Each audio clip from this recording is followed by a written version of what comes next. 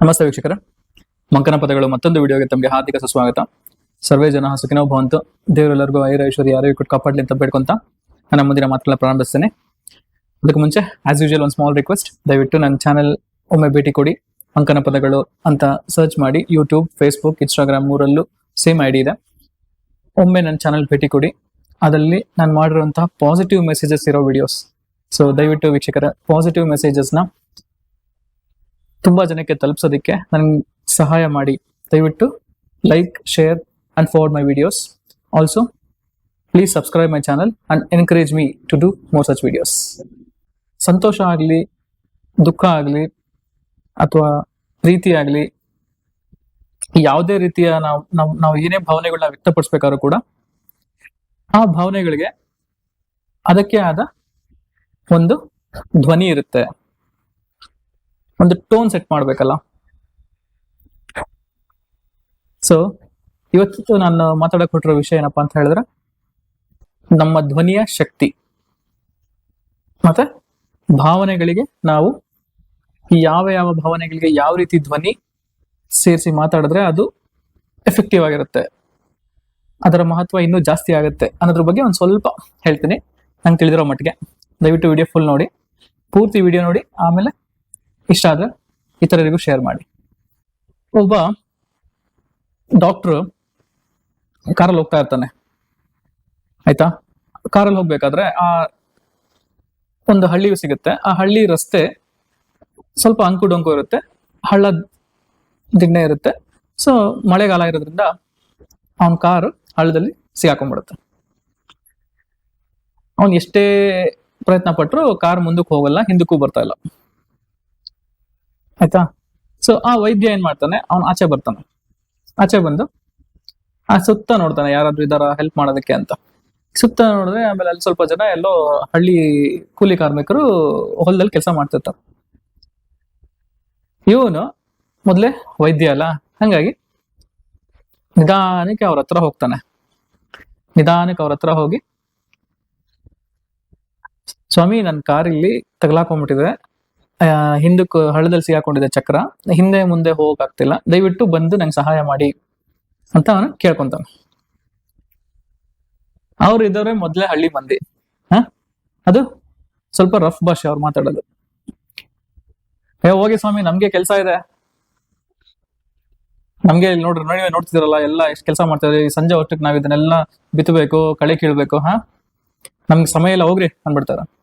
ಇವನು ಸ್ವಲ್ಪ ಸರ್ಪ್ರೈಸ್ ಆಗ್ಬಿಡ್ತಾನೆ, ತಬ್ಬಿಬಾಗ್ಬಿಡ್ತಾನೆ ವೈದ್ಯ. ಇದೇನಿದು, ನಾನು ರಿಕ್ವೆಸ್ಟ್ ಮಾಡ್ತಾ ಇದೀನಲ್ಲ, ನಾನು ಸಾಫ್ಟ್ ಆಗಿ ಕೇಳ್ತಾ ಇದೀನಿ, ಯಾಕೆ ಇವರು ಇದು ಮಾಡ್ತಾ ಇಲ್ವಾ ಅಂತ ಹೇಳಿ ಮತ್ತೆ ಇನ್ನೊಂದ್ಸಲ, ಸ್ವಾಮಿ ಪ್ಲೀಸ್ ದಯವಿಟ್ಟು ಬನ್ನಿ, ನನಗೆ ಅರ್ಜೆಂಟ್ ಕೆಲಸ ಇದೆ, ಆಸ್ಪತ್ರೆಗೆ ಹೋಗ್ತಾ ಇದ್ದೀನಿ, ಅಲ್ಲಿ ಎಷ್ಟೊಂದು ಪೇಷಂಟ್ಸ್ ನೋಡ್ಬೇಕು, ಬನ್ನಿ ಅಂತ.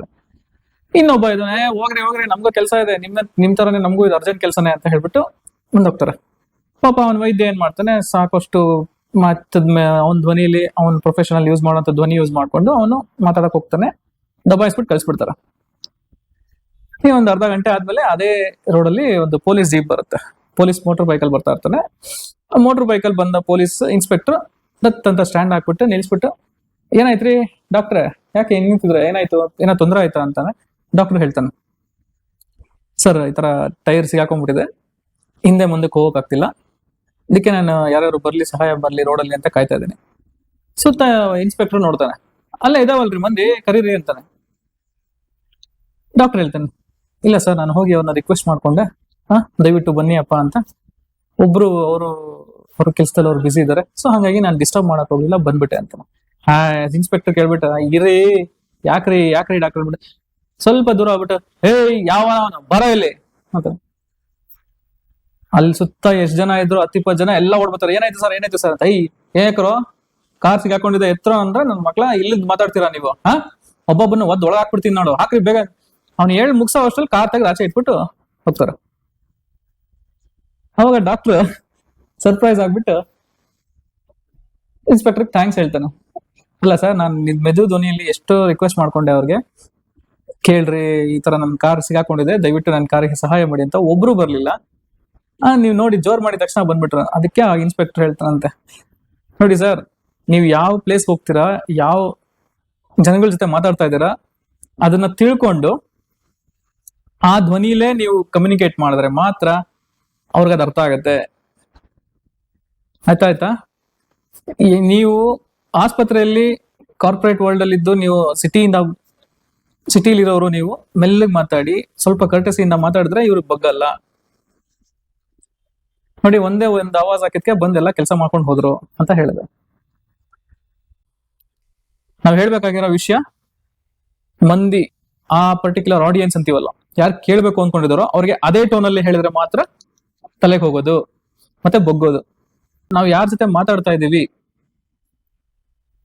ಬುದ್ಧಿವಂತನ, ದಡ್ಡನ, ಅಥವಾ ಸ್ವಲ್ಪ ಅವನಿಗೆ ಇನ್ನು ಪದೇ ಪದೇ ಕೆಲವರು ಹೇಳ್ತಾರಲ್ಲ ಎಮ್ಮೆ ತರ, ಅವನು ಒಂದ್ಸರಿ ಹೇಳಿದ್ರೆ ಆಗಲ್ಲ 10 ಸರಿ ಹೇಳ್ರು ಅಂತಾರಲ್ಲ, ಆತರ ಜನಗಳ ಮುಂದೆ ನೀವು ನಿಧಾನಕ್ಕೆ ವ್ಯವಹರಿಸ್ತಾ ಇದ್ರೆ ಕೆಲಸ ಆಗಲ್ಲ ಅಲ್ವಾ? So based on the audience we should set our tone. ನಮ್ಮ ಧ್ವನಿ ಕೂಡ, ನಮ್ಮ ಮಾತಿನ ಗತ್ತು ಅಂತೀವಲ್ಲ, ನಮ್ಮ ಮಾತಿನ ಶೈಲಿ, ಇವೆಲ್ಲ ಕೂಡ ನಮ್ಮ ಸುತ್ತ ಇರೋ ಆಡಿಯನ್ಸ್, ನಾವು ಯಾರ ಜೊತೆ ಮಾತಾಡ್ತಾ ಇದೀವಿ ಅನ್ನೋದ್ರ ನೋಡ್ಕೊಂಡು ನಾವು ಸೆಟ್ ಮಾಡ್ಕೋಬೇಕು.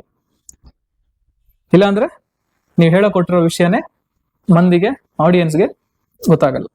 ಯೂಸ್ ಯುವರ್ ವಾಯ್ಸ್ ಎಫಿಷಿಯೆಂಟ್ಲಿ ಅಂತ ಹೇಳ್ತಾ, ಎಲ್ಲಿ ಹೇಗೆ ಕೆಲಸ ಆಗ್ಬೇಕು, ಯಾವ ಜನದ ಹತ್ರ ನೀವು ಮಾತಾಡ್ತಾ ಇದ್ದೀರಾ, ಇದು ಒಂಥರ ಕಾಮನ್ ಸೆನ್ಸ್ ಇದ್ದಂಗೆ ಅಲ್ವಾ? ನೀವು ಸಾಫ್ಟ್ ಇರೋ ಮಂದಿ ಜೊತೆ ನೀವು ಹಾರ್ಡ್ ಆಗಿ ಮಾತಾಡಿದ್ರೆ ನೀವು ಸಾಫ್ಟ್ನೆಸ್ ಪೀಪಲ್ ನ ಕಳ್ಕೊಂತೀರ. ನೀವು ಹಾರ್ಡ್ ಇರೋ ಮಂದಿ, ರಫ್ ಅಂಡ್ ಟಫ್ ಆಗಿರೋ ಮಂದಿ ಹತ್ರ ನೀವು ಸಾಫ್ಟ್ ಆಗಿ ಮಾತಾಡಕ್ ಹೋದ್ರೆ ನೀವು ಹೇಳೋದವ್ರಿಗೆ ಅರ್ಥನೇ ಆಗಲ್ಲ. ಯಾರೋ ಹುಚ್ಚ ಮಾತಾಡ್ತಾನೆ ಹೋಗಿ ಅಂದ್ಬಿಟ್ಟು ಕಳ್ಸ್ಬಿಡ್ತಾರೆ ಅಲ್ವಾ? ಸೊ ದಯವಿಟ್ಟು ಯಾರ ಜೊತೆ ಮಾತಾಡ್ತಾ ಇದೀವಿ ಅನ್ನೋದನ್ನ ನೋಡ್ಕೊಂಡು ನಿಮ್ಮ ಧ್ವನಿನ ಸೆಟ್ ಮಾಡ್ಕೊಂಡು ಆ ಟೋನಲ್ಲಿ ಮಾತಾಡಿ. ಅವಾಗ communication will be effective. Okay, so ಇಷ್ಟ ಹೇಳ್ತಾ ನಾನು ಈ ವಿಡಿಯೋನ ಇಲ್ಲೇ ಮುಗಿಸ್ತಾ ಇದ್ದೀನಿ ವೀಕ್ಷಕರೇ. ದಯವಿಟ್ಟು ನನ್ನ ವಿಡಿಯೋ ಇಷ್ಟ ಆದ್ರೆ ಇತರರಿಗೂ ಫಾರ್ವರ್ಡ್ ಮಾಡಿ, ಶೇರ್ ಮಾಡಿ, and subscribe my channel. Encourage me to more such videos. Okay, ಧನ್ಯವಾದಗಳು.